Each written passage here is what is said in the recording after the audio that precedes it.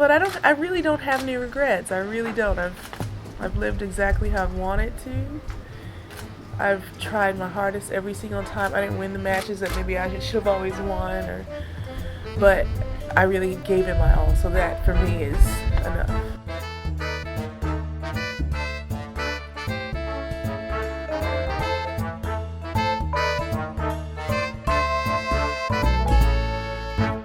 Hi everyone, welcome back to the Body Serve. I'm James. I'm Jonathan. This is our US Open preview. We've been away for, like 3 days? It's entirely too much for me at this point. Non-stop. Are you tired of us yet? I would absolutely understand it if you were. I'm tired of us at this point. Yeah. They probably clicked on the episode and they were like, you know what? I'm good. Thank you. Well, if you are listening to this episode, we do have a gift for you. We'll get to that the end of the episode. Yeah, we're gifting our listeners something. Oh, that's true. Yeah. I'm really excited about that. US Open, man, this is a tournament that I fully expect to be on that ish, to be bringing the bullshit. We've already seen the bullshit starting. It's been so messy in the first week already. Well, it all started with ESPN rolling out that Serena versus the umpire quote-unquote documentary. Mm-hmm. See, I thought that we would have had to have watched it for professional reasons, something that we'd have to talk about on the show, but it turns out that might not be the case. Well, I certainly am not. I'm not making that sacrifice for this podcast. Mm-hmm. I already knew that, so it's fine. A little bit of a humble brag here. I just don't know how much they could have added that we didn't already add last year. I've already lived through it, and we tried to be fair and balanced, and we've buried that episode, never to be listened to again. So why would I, outsource this to ESPN and have to relive it? Right. Had they spoken to more of the people actually involved in the situation, we may have felt differently. Serena obviously didn't interview. Naomi wasn't, I'm sure she was approached, but she did not comment. How are you going to have... Patrick, of course, saw a camera and was like, yeah, I'll be there. But how are you going to have a documentary about this thing and neither woman who is involved is interviewed? Right. That's wild. And really no one from the Osaka camp at all. Mm-hmm. Right, so this is really about Serena and this whole thing. Well, to be honest, I'm shocked Sasha didn't talk. He didn't pipe up, hey, this is what happened, and also my book is available now in French. You can go buy it. I know. Portuguese for the Ramos stands. That's just us being messy. Mm-hmm. We've talked to Sasha 2 years in a row now in Cincinnati, and he's delightful. He is. He's a nice guy in person.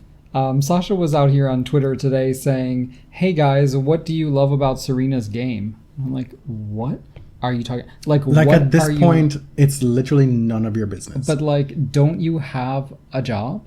Mm-hmm. You have another job with another player. Literally at this very moment. What do you love about Kiki Mladenovic and her game? Mm-hmm. Yeah, that is the question. So we did not watch the Serena versus the umpire thing, which I think might actually blow over. Well, I expect it to started yet, because there's other shit that's coming. Right. Be prepared, unless both Serena and Naomi go out very early, to have this thing snowball throughout the 2 weeks. Surely. And Lord, if these two women make it deep into the into the tournament, into championship weekend, and there's a prospect of a rematch, this is gonna be enormous. Yeah. Christopher Clary is doing his job keeping this incident fresh and in your minds, tweeting about it constantly. This thing happened last year and nothing in tennis has changed since. And I'm just kind of wondering what was meant to have changed. Serena's issue in the moment was enforcement, in the inequity in enforcement from her perspective. One of the things that we hear people say is that, are we going to allow coaching? That was never Serena's bag. No. It might be Patrick's and some other coaches and some other players, but Serena's not interested in that. I don't think there's a lot of interest organization-wide in tennis for it. Well, the WTA would like it. Would they, though? Yeah. They have it on their tour. Well, they have on-court coaching, but would this be unlimited mid-match coaching? Oh, I see what you're saying. It was tangential. Yeah. let's just get to the draws. Mm-hmm. Forget all that other stuff that's going on this week. Do you want to start with the men? No, I want to start with the women. Oh, okay. Our number 1 seed and defending champion, Naomi Osaka, comes in with a bit of a question mark. She had to retire against Sofia Kenin in her Cincinnati quarterfinal, right? Quarterfinal. With this mysterious knee injury. She hasn't really expanded a whole lot about it. I think she's playing her cards close to the vest, probably protecting herself as, the first time she's had to defend a Grand Slam title. We really don't know what to expect from her. And if she's not at optimal health, her quarter could be a very, very wide open. Of course, she could face Carlos Suarez Navarro or Coco Gauff in the third round. Everyone is kind of slotting Coco into the third round, but we do have to remember that she is very, very young and has very little experience. So losing in the first round is totally normal. Would it be very, very normal? That's so funny. Look, this section is prime for some Coco magic to happen again. It could be. We always see some young U.S. person have a moment at Flushing Meadows. We had Melanie Udan a few years ago. Well, many years ago at this point. And it could be Coco Gauff again. I don't know if we're ready to live that again. Mm-hmm. It'll be that much bigger and wilder on home soil. And I'm not sure that that's actually good for her development at this stage. Right. But Naomi, I really don't know what to say or to expect because it didn't look good when she came into press that day. Correct. But she's been at all these lead-up events. She hasn't been wearing a wrap or anything. So if we go by the seeding, it would be Osaka Bencic in the round of 16. I would be surprised if that happened, to be honest, for many reasons. Yeah. You have Annette Kontaveit, of course, is the other seed in that little section. Marie Boskova, who had her breakout run to the semifinals in Toronto. There's Jessica Pegula, who won the title in Washington, D.C. So there are a lot of dangerous floaters here, aside from Coco Gauff. The other part of that quarter, Sabalenka and Bertens are your 2 top seeds slotted to reach the round of 16. However, Miss Sabalenka, she has to play Victoria Azarenka in the first round. Mm-hmm. That is unfortunate for both women. Donna Vekic is there as well. She's had a good summer. She'd open up against qualifier Hogenkamp. Yulia Gerges is there. I have nothing. I think the winner of Sabalenka Azarenka is a good bet to go against Kiki Bertens. Yeah, I agree. In the third section of that top half, Simona Halep is your number 4 seed. She opens against Nicole Gibbs. But then her round of 16 potential opponent is one of the women who will have the most eyes on her. Brad Gilbert has 15 players he thinks he can win the US Open, but Bianca's the only one he actually named. And she has the best forehand in the world, in the universe. Mm-hmm. I was surprised to hear that. He is definitely on the Bianca train. Yes. But the outlook looks pretty good for a Halep Andreescu round of 16. Barbara Streisova is in Halep's third round, her little section. Wozniacki faces Wang Yafan in the first round and might not make it through that, to be honest. So I think it is fairly soft for both players to get there. I'm sure there will still be quite a few 3-set matches. Yes. Some dramaticing for Miss Andreescu. Mm-hmm. Now, the other part of the second quarter is led by Petra Kvitova, around whom there are also huge question marks about this forearm injury. The other big seed in that section is Sloane Stephens, who, well, we'll get to that a bit later, but Sloane is back with former coach Kamau Murray. She's coming off a very ugly loss to Svetlana Kuznetsova in Cincinnati, and look who she could face in the second round, but Kuznetsova. Now, do we think the match will go exactly like it did in Cincinnati? Maybe not. Probably not. There are a lot of folks in that section there. There's Stevens, there's Kuznetsova, there's Ostapenko, there's Alison Risk, who's been playing good ball. Muguruza is there. Elise Mertens. Yeah, in my mind, there's 2 blockbuster first rounds there. There's Risk Muguruza, which I believe could go either way. Risk is on such a high from her performance at Wimbledon. Muguruza is not on a high of any kind. But she is also sans Sumik. Yes. And Mertens Teichmann. Teichmann, who won the title in Palermo against Bertens. If you remember, you did your book report on her. Yes. I say it every time, but I'm really not in the business of making a prediction in this draw business. So we'll move on to the bottom half of the women's draw. And the big news there, the big news, the first real bullshit big news of the US Open was Serena Williams drawing Maria Sharapova in the first round. Yeah, I thought that was a joke when I first saw it. I thought it was fake news. But here we are. It can happen. It could have happened last year when Serena was not seeded. Last year? Was it last year or the year before Halep was the one who was sharapped in the first round? Yeah, that was 2017, I feel like. Yes, 2017, the first year that she came back. So 2 years ago, Halep was the one who had the unfortunate meeting with Sharapova in the first round. This is the first time that the two will have played since 2016. The match where Sharapova was feverishly popping pills before her encounter with Serena. Yes, and that's according to her. That is no shade at all. Because, she was taking 2 per match or whatever, and then when she played Serena, she popped. All of a sudden, she needed 25. 19, the number of losses she's incurred against Serena. 19-2. Yeah. It was going good there for a few months back in 2004. It was looking real bad for us in 2004 and early 05. But Serena flipped it at that Australian Open, and the rest is history. Well, briefly in 05. The last loss came at the end of 2004. Yeah. Well, you said into 2005. Okay, so for like the first 3 weeks of 2005. Okay. We were in dire straits. We who? We singular? We plural? We Serena fans. Okay. I wasn't that bothered about it at the time. Oh, I know. It wasn't on my radar. I was just there pre-popcorn meme era, popping my popcorn. Okay, so Sharapova, Serena, I haven't decided if I'm even going to sit down and watch it. You are absolutely going to watch it. I don't want to participate in this hype. It is not interesting to me. I would like it to come and go, and you can tell me what happens. No, you have a podcast that people listen to. You have a responsibility to be at the very least tweeting about the match. No, I can watch it on repeat. No, that's not going to work. Okay, let's start at the top of this bottom half here. Svitolina is the number 5 seed.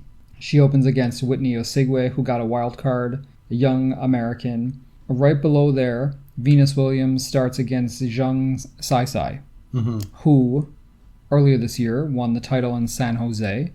Not the best opener for Venus, but it could be a lot worse. She could have faced the number 1 seed. Venus is not seeded here.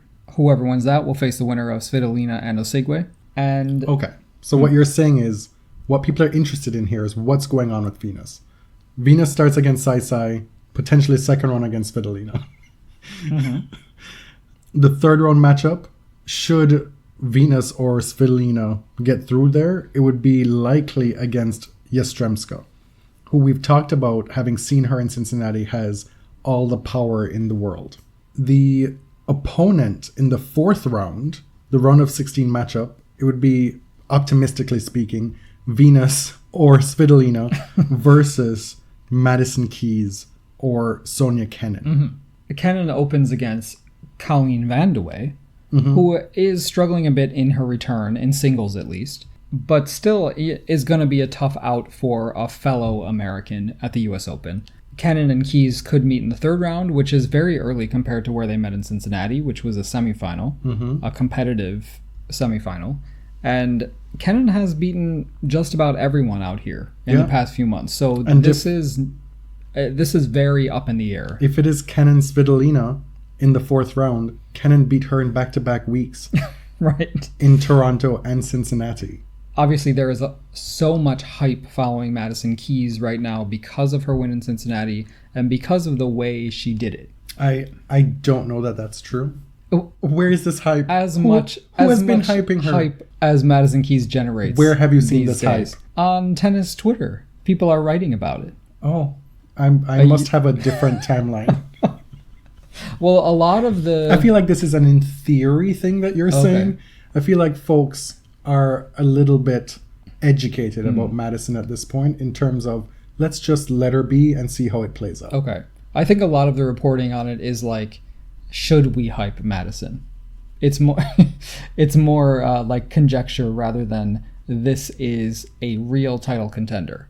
But if you go by form alone, you have to consider her a contender. Agreed. So that top section of the bottom half, the round of 16 matchup is a number 5 seed versus a number 10 seed, Svitolina Keys. Below that, the matchup would be Konta versus Pliskova, which I am uncertain for both. Mm-hmm. That was the Rome final, right? Which Pliskova won.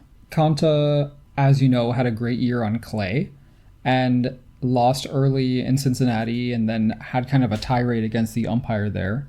She opens against Kasatkina, who hasn't had a great year, but we saw her pretty much every day on the outer courts in Cincinnati practicing after she lost. Yes. She's putting in the hard yards. She's sharing a coach now with Svetlana Kuznetsova. She had borrowed her coach while Svetlana was out. Right. And so now they're on a timeshare kind of situation. Svetlana even said that, listen, I get it, whatever. Maybe I can help you out too in this arrangement. If you ever need something, if you need some advice, I'm happy to work with you as well to kind of ease and make this coaching timeshare situation workable for both players. Sveta was working with Guillermo Cañas for a little while, and they split up recently, and now she's back, as she says, in Spanish tennis. She's happy to be back in the Spanish school. She said she's happy to work with some of Carlos Martinez's assistant coaches as well, as long as she's kind of on the team. But who else is there? There's Zhang Shuai, Caroline Garcia, who I forgot.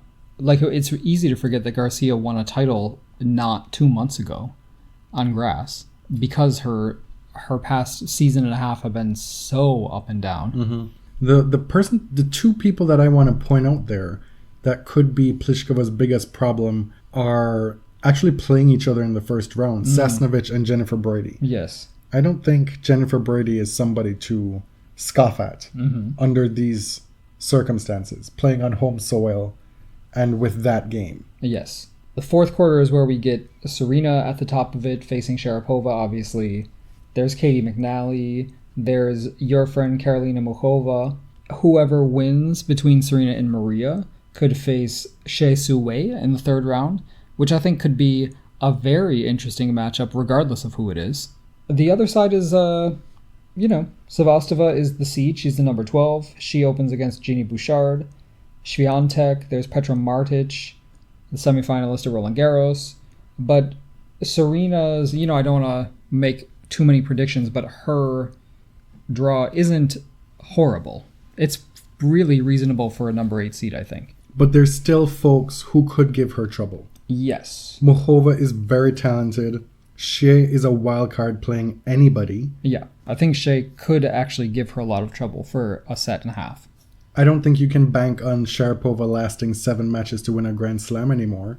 But if you were to have her put all her eggs into one match basket, could still give Serena problems in the first round. Considering we still don't know the effects of that back situation from Toronto. Right. If it were just a spasm situation and she's able to continue training and the trajectory of her play at least stays at an equilibrium, then she should be okay. Yeah. Because Maria hasn't been able to string together matches without serious dips and calamitous events within that match, such as a whole bunch of double faults, wild shots to the back of the court.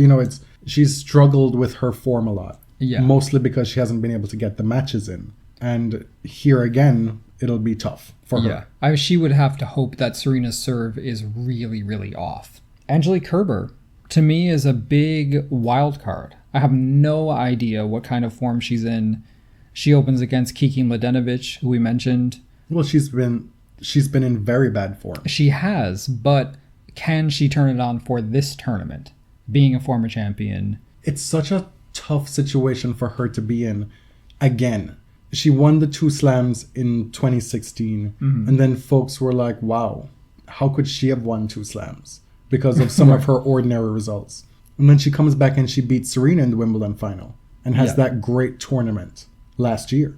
And again, we're in the same situation. She's constantly having to fight the critics of her game Yeah. to get the respect that she deserves.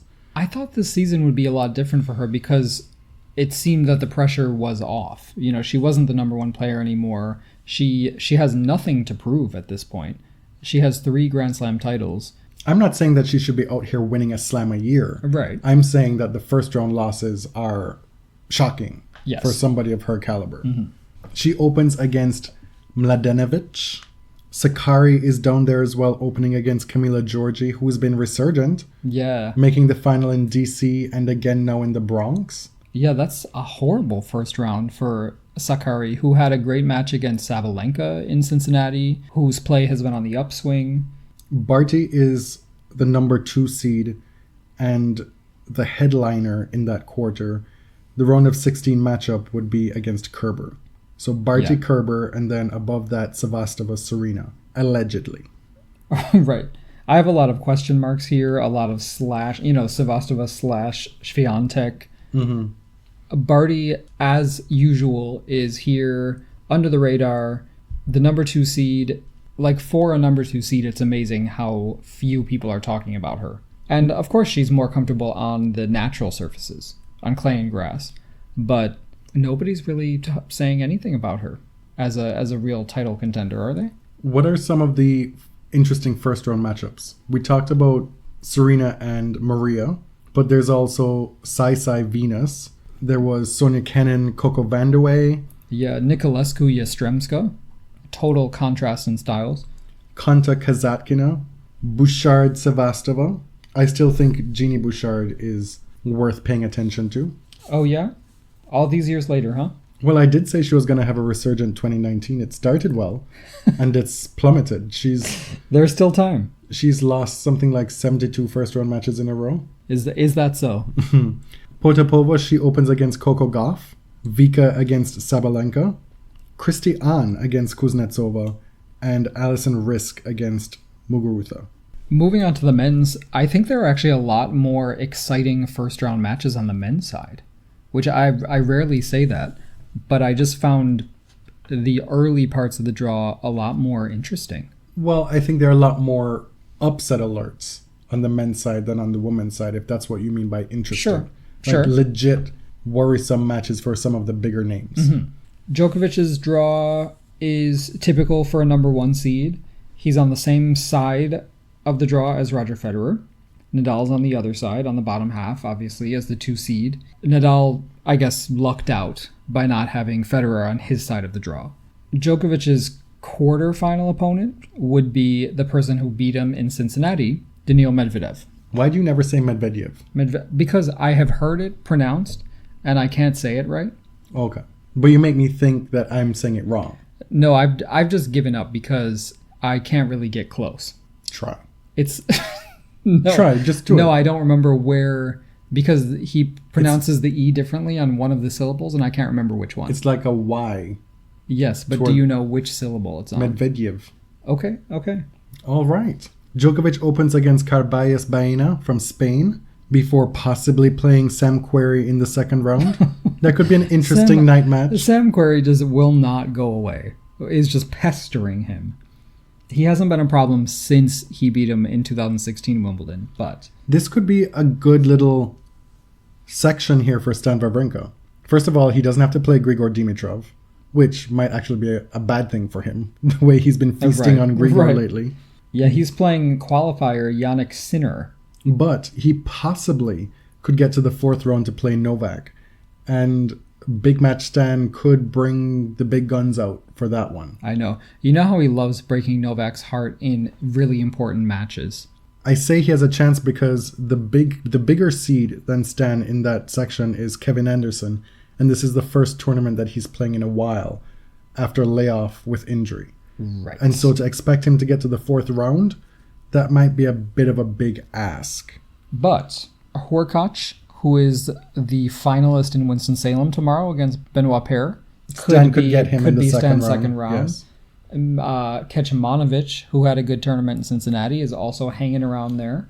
Below that, Fonini opens against Riley Opelka. That could be trouble for Fabio. Yeah, so there's one of those first round matches to watch, obviously. Basilashvili opens against Vucevic. Taylor Fritz, Feliciano Lopez, first round. Daniil Medvedev, he has a fairly good go of it before he would have to play likely either Taylor Fritz or Yoshihito Nishioka in the third round. Right. Taylor Fritz made the final in Atlanta, losing to De Minaur.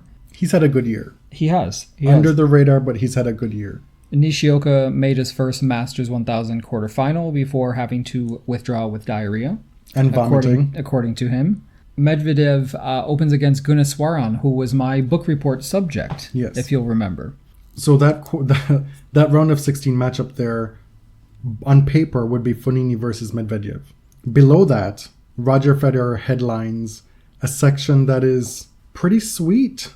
Yes. Sumit Nagal from India qualified just today and will face Roger Federer in the main draw. You know how Roger is beloved in India. And to play an Indian guy, the ratings for that Yes. will be insane. Yes. Kohlschreiber Puig. That's an interesting first round to me. Kohlschreiber is so old and is just always out here. No, that's so... I see people saying that all the time, but that's so rude. How old is he? It 34, is 35? Right. But no, I was making my way to a compliment. That he is just perennially one of the most professional guys out here. Always kind of ready for a surprising or at least highly competent performance. Which is to say, not very much. I don't know, like, you use a lot of words there too. No, I don't know. I'm just saying. It's a first round to watch. Luca Puig, under the tutelage of Amelie Mauresmo, he would be Federer's third round opponent. And below that, there's a little section led by Guido Pella, who opens against Pablo Carreño Busta, and then David Goffin. So on paper, it would be Federer-Goffin in the round of 16. Right. Goffin coming off the runner-up spot in Cincinnati, I think is a good bet to get to that round of 16 and lose to Roger Federer. Roger said this is the best he's felt coming into US Open in a long time, which is clearly a lie. I mean, he's 38. But I appreciate Roger's commitment to optimism. Borna Coric with a potential fourth round against Nishikori. But before that, there's your new boo, Christian Garin, who will open against Chris Eubanks, who was given a wild card into this tournament. Dimitrov is there. Potential second round match. Isn't that sad? That's what it's come to with Grigor, that he is there.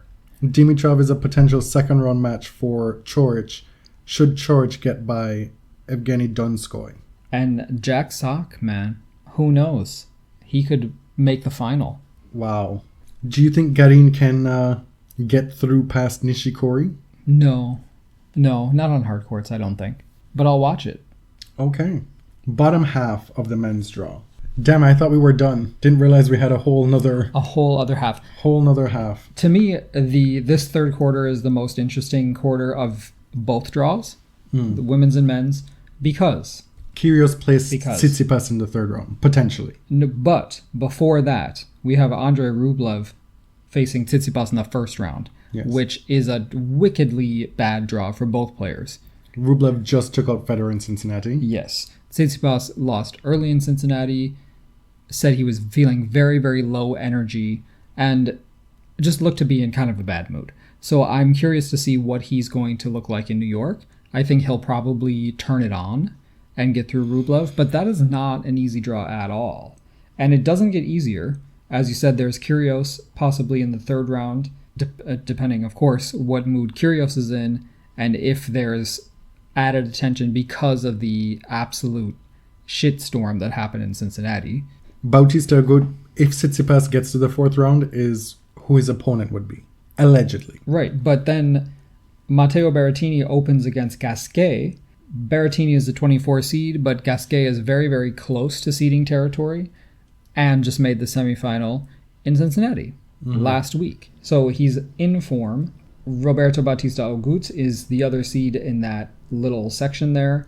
But that round of 16, no idea. I have 5 different players that might be there. The big question mark for me is who is going to make it to the fourth round from this little section that has Monfils, Cecchinato, Shapovalov, and Felix Auger-Aliassime. Unfortunately for Dennis, unfortunately for Felix, they get a rematch of their first round match last year. And if you recall, Felix had to retire because of some heart issues, which he got fixed in the offseason. Yeah. And we were worried so much for him after that match last year, and he's only gone on to become a top 20 player since. Right. The fortunes of both players have switched. Last year, as you pointed out on Twitter, it was Felix who was the unseeded player, whereas Dennis was in the low 20s, and now, whereas Dennis was in the 20s, and now it's the other way around. Dennis is unseeded and Felix is number 18? Yeah. Dennis is close. Like, I think he's number 35 or something right now, so he's close to seeding, but he was the 28th seed last year, and Felix had never played a Grand Slam match before. He lost his first Grand Slam match to his friend Dennis, having to retire with tachycardia, the irregular heartbeat thing, and since then, he's built up such a great record this year. He's the number 18 seed, and his friend Dennis is kind of... Between Felix and Bianca, Dennis has maybe had the benefit of not as much spotlight this year. Possibly. And his game is kind of going in the right direction at the moment. He made the semifinals in Winston-Salem this week. Things are like starting to come together for him, whereas Felix is starting to get a little bit frustrated and has some losses to people he probably shouldn't be losing to, which is crazy considering where he was last year, barely any matches on the ATP main draw level. But now he's a top 20 player and we expect him to win these matches at age 19. The winner of the person who makes it out to that round of 16, be it Monfils, be it Shapovalov, be it Felix, they would almost certainly, I would say, play Dominic Thiem. Well, is Dominic Thiem still dealing with this illness? I don't know. Flu. He has been affected before by kind of viral illnesses that linger. It's been a while now at this point. I'm just going to go by what should be expected. I'm not going to speculate on that. But Kyle Edmund is the other safe bet if Thiem is not in optimal health. I don't think there's any safe bet that can be placed on Kyle Edmund at this point. Okay, fair enough. Zverev is somebody who could have a lot of trouble in the first round playing Radu Albat. Yes, who is the darling of the tennis subreddit. Oh, really? Yes, he is. He's like their mascot. He's had a good year so far. Francis Tiafoe, he opens against Ivo Karlovic. I can't even say the ageless one, the one who's aging very much, but still on tour. Benoit Paire is continuing this great run over the past few months, reaching the final in North Carolina, which they'll play tomorrow. Opens against Canadian Braden Schnorr. Yet another Canadian player who will probably lose in the first round. Diego Schwartzman, it's tough for me with Diego lately because he'll have good results and then a string of not so good results. He's formidable on hard courts, we know that. He's not just a clay court player. He may even be better on hard courts at this point. Yeah. He opens against Robin Haza, and he would be in that little section with Karen Khachanov. Also in that section, Joeli Songa opens against Tennis Sandgren, and I am here to say that if Joe Songa does not do the business, then he will be officially banned. Jesus. No, he will be banned fix it. from the show. But you will be banned from mentioning him on the show for at least 5 episodes. What? 5 episodes. If he cannot do that, then that's the punishment. That's so unfair. Sandgren beat Andy Murray last week. Yes. Or this week. In straight sets. Winston-Salem. In Winston-Salem. Andy will probably be playing challengers over the next several weeks, according to him. And if that prevents another Sandgren loss, I am all for it. Khachanov is, I think, the one most likely to get through to the quarterfinals from that section. He's been playing mature, grown man tennis, which will serve him well in New York. Did you know that Zverev is now with Roger Federer's agency and is going to be working directly with Tony Godsick? I did not know that. That was announced today. Oh, good for him. I wonder if they will send in a serve specialist to help him. Wow.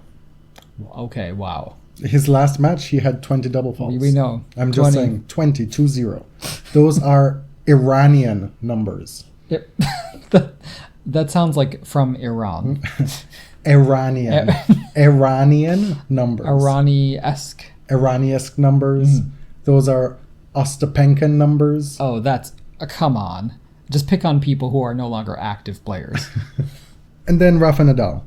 Yeah. Of note for him, his round of 16 opponent would be on paper John Isner. Isner, who last year made the quarterfinals at the US Open and had only done so once before in 2011, the quarters being the furthest he'd made it. In order to do that again this year, he would have to likely beat Nadal in the fourth round. Yes. And Jan-Lennard Struff, who beat Tsitsipas in Cincinnati, is playing very well this year. He would stand in the way of Isner. Marin Cilic is Isner's possible third-round opponent.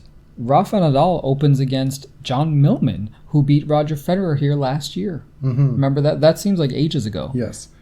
And potentially a third-round match against Fernando Verdasco, somebody who is always about that bullshit life. Always willing to try it. Well, yes, but also somebody who has suffered many, many losses against Rafa over his career. That's enough for the draws.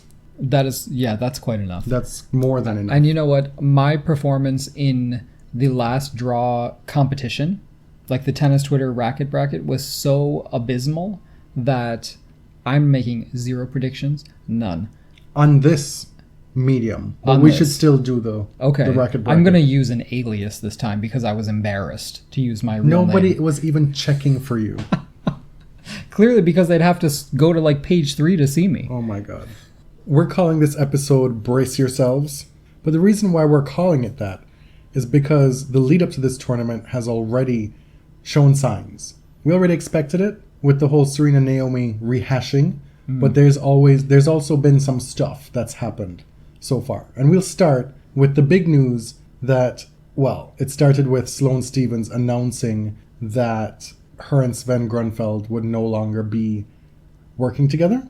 And then shortly thereafter, after some cute little photo shoots in New York City, after some promos, after some pop-ups here and there, Miss Stephens announces that she has returned to a partnership with none other than Kamau Murray. Especially prescient because we featured audio from Kamau on the last episode talking about how everything with Sloane and her family was totally cool.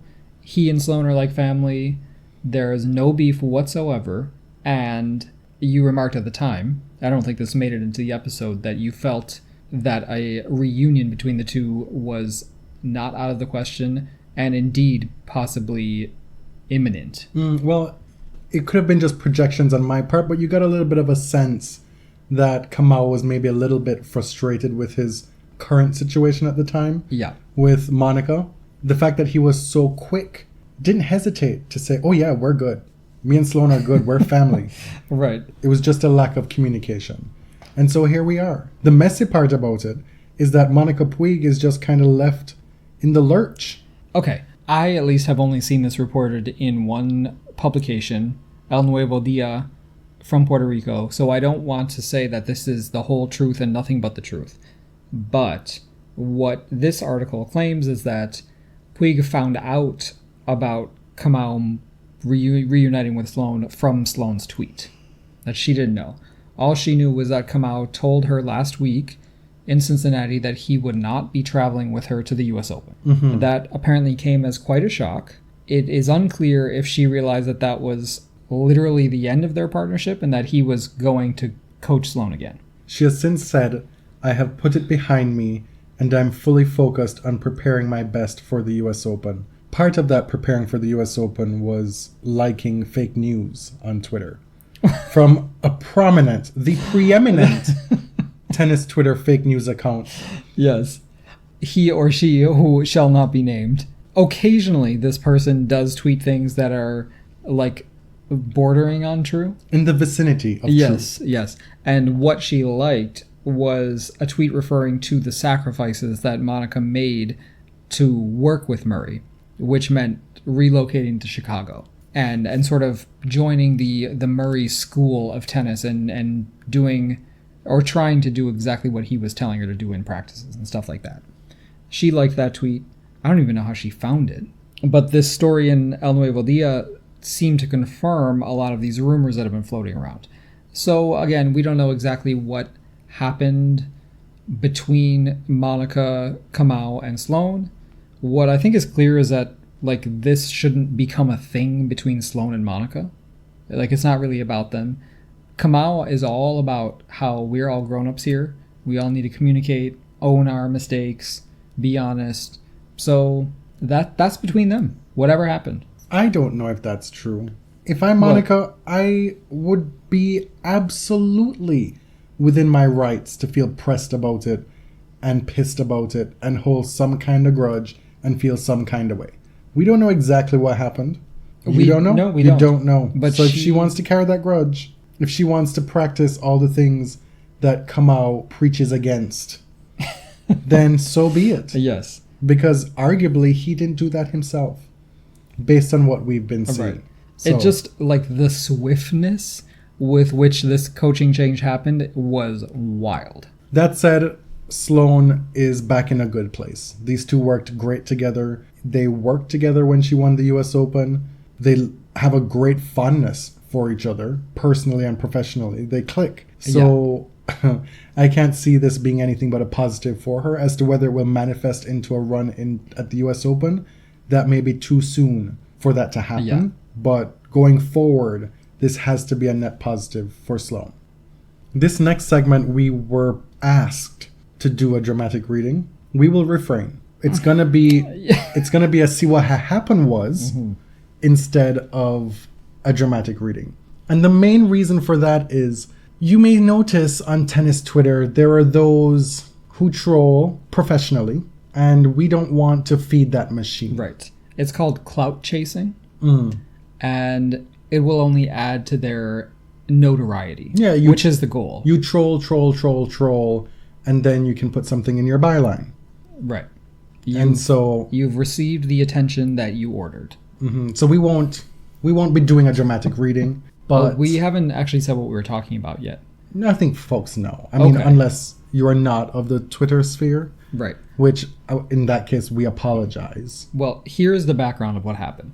Sachia Vickery was in round 2 of qualifying yesterday at the US Open, was facing Bulgarian Izabela Shinnikova.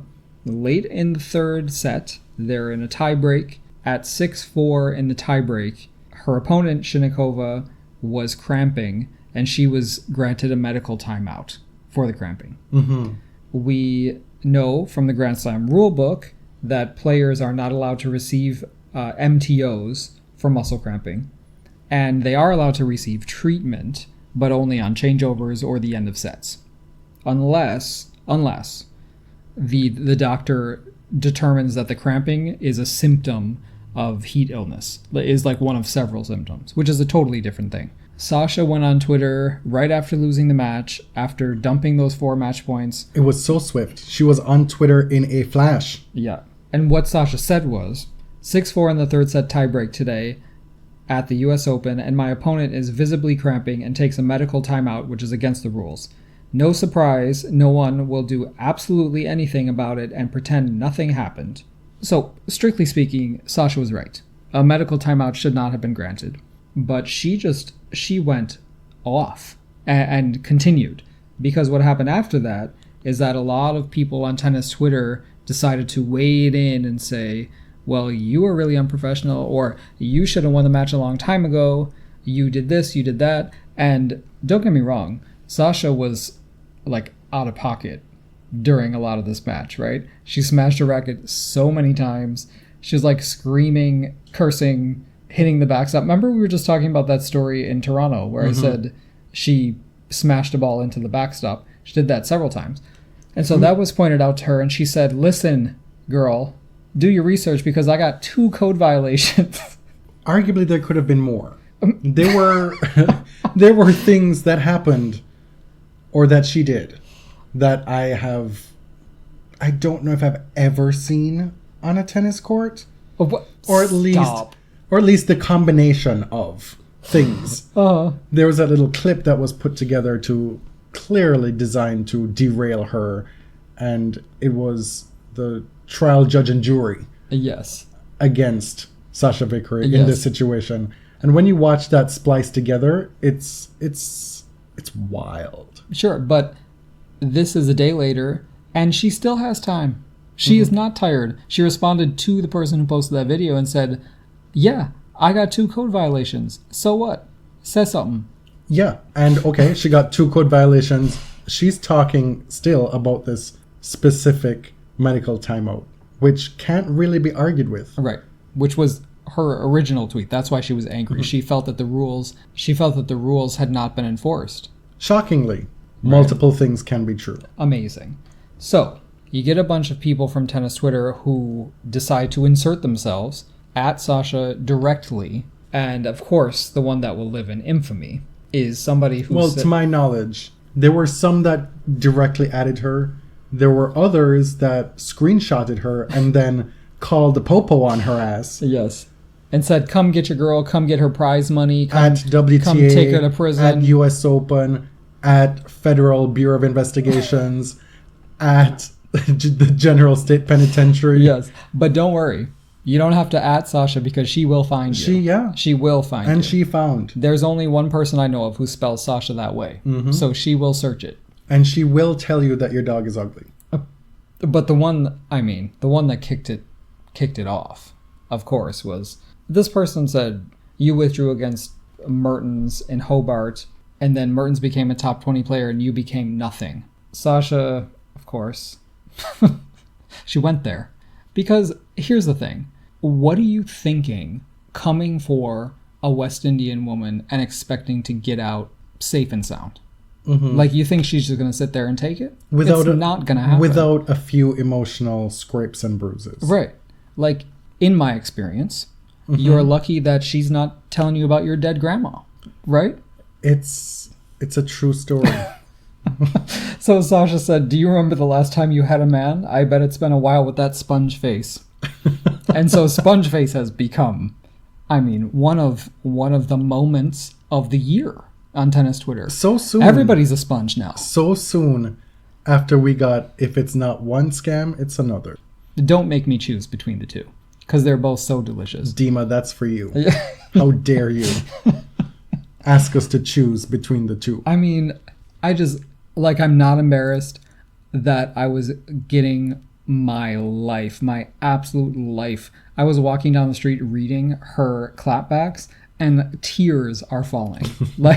That's because you are at your core a messy bitch. Right, because this would be me, right? I would be pressed after losing. Someone would probably tell me, put away your goddamn phone because you're going to regret this tomorrow. And that somebody would be like, would be shut me. up. That somebody would be me. Girl, shut up. And you were just so jealous that you could never come up with sponge face.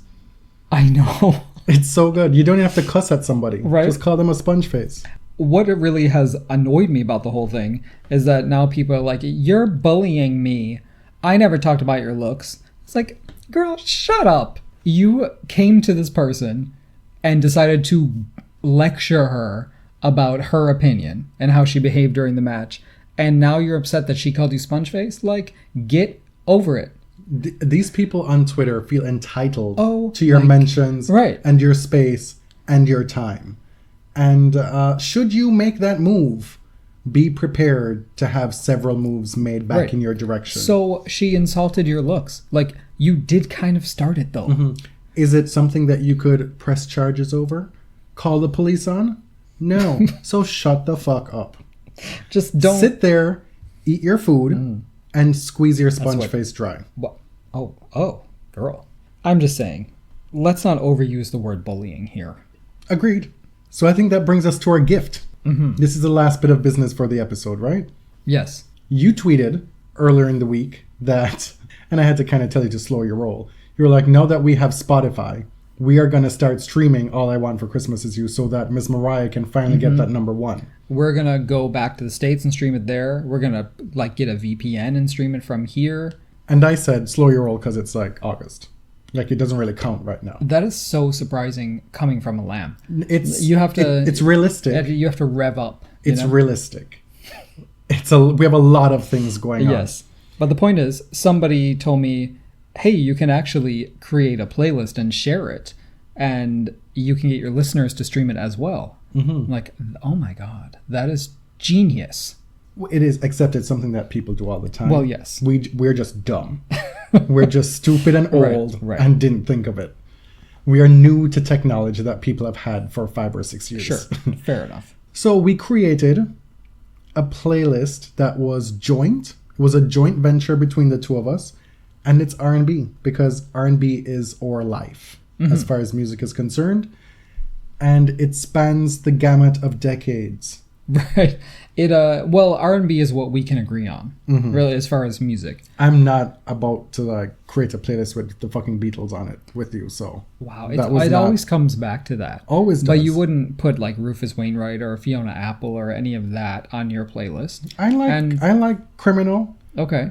I like some of Rufus's stuff. That one song that you put on your mixtape for me back in the day. My Phone's on Vibrate for you. But I guess we are poised to share the Body Serve playlist when this episode comes out. Is that the plan? Yes, we will be tweeting it. We will be linking to it in the episode on Podbean. Okay. It's not a firm list. It's a long list right now. It's at 101 songs.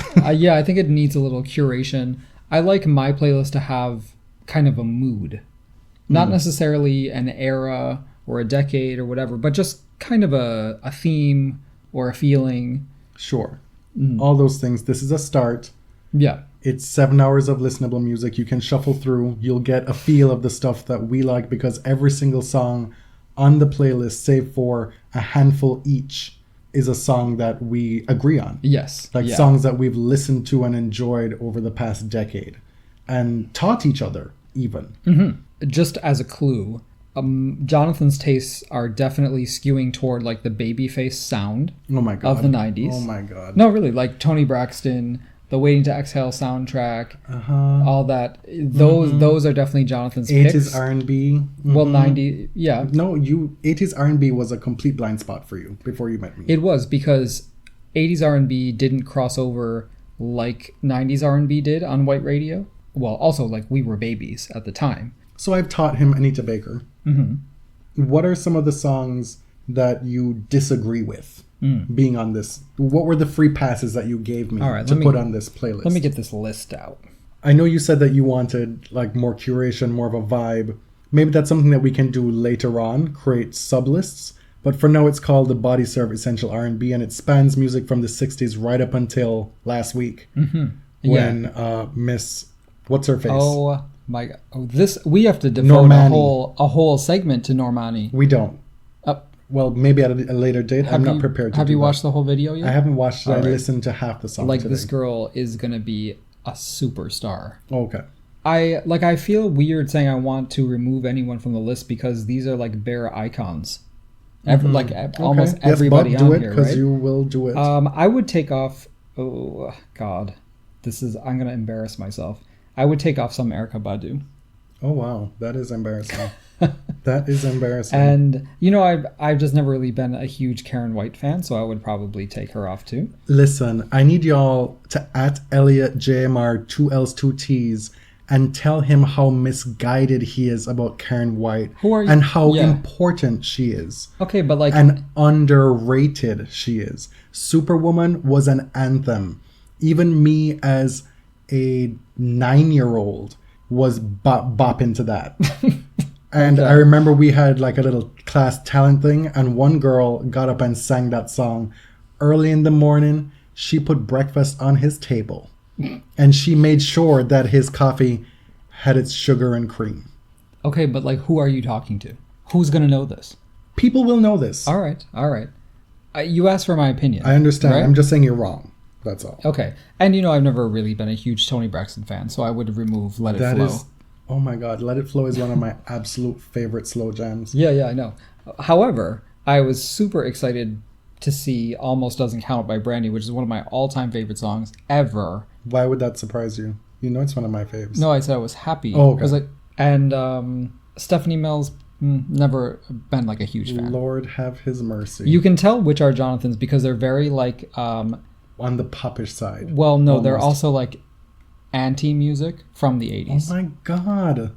Well, I mean, they're like... You would think you were much older than you are. If you didn't like Stephanie Mills before, but then you watched Stephanie Mills' song being sung on Pose. Yes. While Candy is at her own funeral. Sure. As she's lip syncing from her casket to the ballroom Mm-hmm. to Stephanie Mills. If that didn't move you or put that song into proper context, you're just beyond hope. Okay, fine.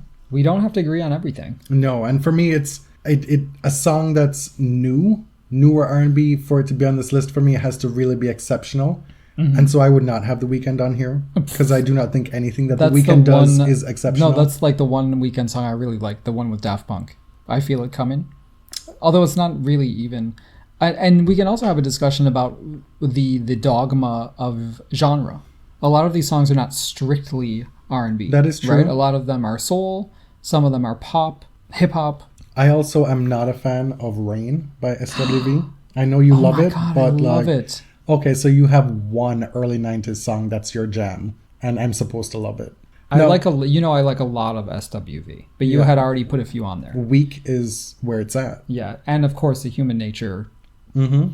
There was a song that I put on here that you did not know before, and you actually like it. What? Kenny Lattimore. I did not know. For You. And I quite liked it. That is a lot of folks' wedding song, in case you didn't know. Oh, yeah? Okay. And I don't like So Gone by Monica. But I like Monica. Wow. I like Monica. I just don't like that song. Wow. I don't think I knew that about you. I think I don't like the sample. Silly of me. Wasted so much time. Okay. So now you can see what I've added. Yes. And I mean, a lot of it, you asked me to add newer things because you don't really keep up with newer R&B. Yeah. And you like a lot of these Beyonce songs that wouldn't be my picks. Okay. I would go for other, I guess, more obvious stuff because I'm not as into her catalog as you are. Right. So mine are more album cuts. The demo of Sorry, which is only available on Spotify, is really cool. It's just a different look at the song. It's very different. We have two songs called Motivation, one by Miss Kelly Rowland and one by Miss Normani. Both classics. We have soon to be. We have two versions of A Song for You. One by the inimitable Donny Hathaway and one by the woman who did imitate and duplicated and added the live version. Several minutes to the song. Ms. Whitney Houston with her live rendition at her concert in, I believe, 92, somewhere between 91 and 93. Military? It was a tribute to heroes. Yeah. And it features one of the longest sustained, clear, just captivating notes you'll ever hear. Yep. Don't disagree. There's new Mariah, old Mariah. You'd expect to have a lot of Mariah in this playlist, but there's really only like 5 or 6 songs. Yeah, when it's like 101 songs, that's a lot of restraint. Sure. Frankly. Yeah, but you don't want to kill it just with one artist, you know? There's a lot of Janet Jackson, and for good reason. She has a lot of jams. One of her songs that it probably isn't strictly R&B, but is from that era is Again, which I listened to today and was just enraptured. Yep. Someone to Love, John B. Loves it. All Cried Out, Allure. There's some songs that I wanted to put on here, but we couldn't find. For example, Lately by Divine, which was a late 90s R&B jam. Love it. Not available on Spotify. And also Escape. I love Escape. And Understanding is one of my jams. Couldn't get it. Oh, did you see Candy Burris' daughter is asking for money for her birthday from fans? No. Candy Burris, who is worth like $35 million. Why is she doing this? She's putting up her Venmo on Candy's Instagram saying, "Happy birthday, Riley. Please give her money here." So Candy's asking for it? Yeah. Candy's asking for money. Yeah, and she said Riley, of course she wants money for her birthday. She's a teenage girl. Like, girl. Give her the money. Are you serious? And you know there are people who are going to send money. Oh, yeah. But anyway, with this venture, this playlist, for those of you who are interested, great. If you're not, we totally get it. You don't have to buy into everything Body Serve related. Yes, and if you aren't interested, you probably should have turned this off 10 minutes ago. Yeah, and if you don't like R&B, I guess that's your choice. It's not necessarily a good choice, but it's a choice. You can skip it. But for the folks who are interested, I want to know, what are the songs that you love on the list? What are songs that maybe you'd forgotten about? What are songs that you're, looking through or listening through, shuffling, and you're like, oh my God, I'd forgotten about this song, or maybe never have heard of this song before, and we opened your ears to something new. And what are the ones you think are a huge omission? I mean, there are going to be omissions. Yeah. This isn't a comprehensive It list. literally could be a list of 1,000 songs. But also, what are the songs that you're like, wow, that is trash. That is trash behavior. I cannot believe you listen to that filth. It's okay. I'll just tell him it's yours. On that note, we hope you are ready for the US Open. We are not. We'll be back in a week or a little over a week for the mid-tournament wrap. My name is Jonathan. You can find me on Twitter at tennis_John. And I'm James. I'm at ElliotJMR. 2 L's, 2 T's. We're at The Body Serve on Instagram, Twitter, I don't know, some other places. We're on Spotify. Yes, we're on Spotify. iTunes, you know, all that. Yes. Thanks for listening. And we'll be tweeting mostly from the Body Serve account this week. And, well, I will be tweeting mostly from the Body Serve. We'll be tweeting from all 3 of our accounts. Yes. It's just that the Body Serve account will be active. Yes. So pay attention look out, to that. You know, somebody may be crowned Sponge Princess this week. You never know. Sponge Dog. Well, There could be a we already sponge know dog. who the Sponge Dog is.